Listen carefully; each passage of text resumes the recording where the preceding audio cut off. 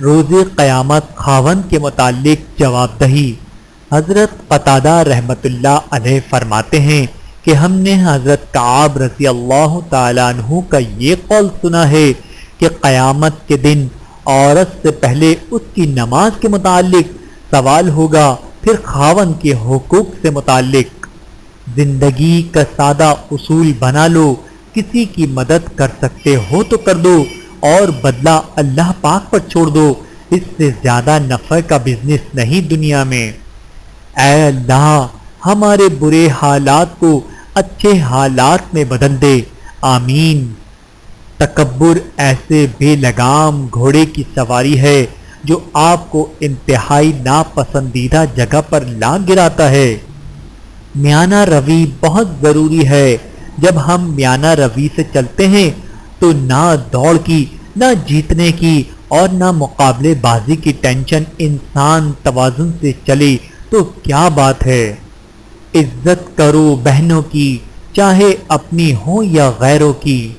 اے اللہ پاک، اے مالک کل جہاں، تجھے خوب معلوم ہے محتاجی کتنی بڑی رسوائی ہے، مجھے اپنی ذات کے سوا کسی کا محتاج نہ ہونے دینا، آمین ثم آمین۔ مجھے لوگوں سے کسی چیز کی توقع نہیں ہے، کیونکہ عزت، نام اور شہرت سب اللہ دیتا ہے۔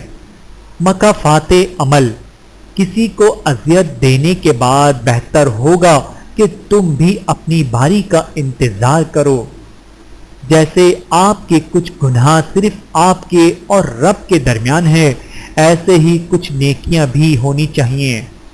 بدگمانیاں وہ مرض ہے جو ہر خوبصورت چیز کو قتل کر دیتی ہے۔ یا اللہ پاک، میرا اور میری اولاد کا دل اپنی عبادت کی طرف پھیر دے، آمین۔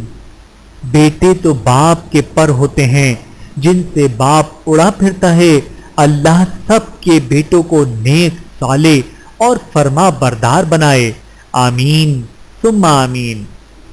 دونوں صورتیں یقین کی ہیں، کوئی اللہ کے لیے سب چھوڑ دیتا ہے اور کوئی اللہ پر ہی سب چھوڑ دیتا ہے۔ دولت ایک ایسی تتلی ہے جسے پکڑتے پکڑتے آدمی اپنوں سے دور نکل جاتا ہے۔ صرف ہاتھ ہی نہیں، الفاظ بھی سہارا بنتے ہیں، جہاں ہاتھ سے نہ پکڑ سکیں وہاں لفظوں سے تھام لیا کریں۔ یا رب کریم، تیری رحمتوں پہ ہے منحصر میرے ہر عمل کی قبولیت، نہ مجھے سلیقہ التجا، نہ مجھے شعور نماز ہے۔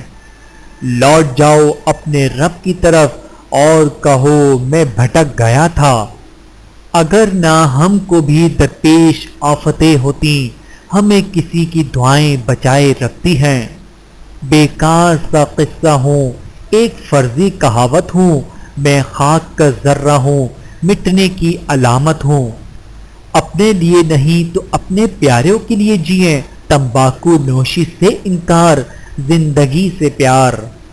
اللہ کی نعمتوں پر غور کرنے سے اللہ سے حیا آنے لگتی ہے، پھر انسان اس بات سے شرما جاتا ہے کہ اللہ ہی کی بخشی ہوئی نعمتوں کو اسی کی نافرمانی میں استعمال کیا جائے۔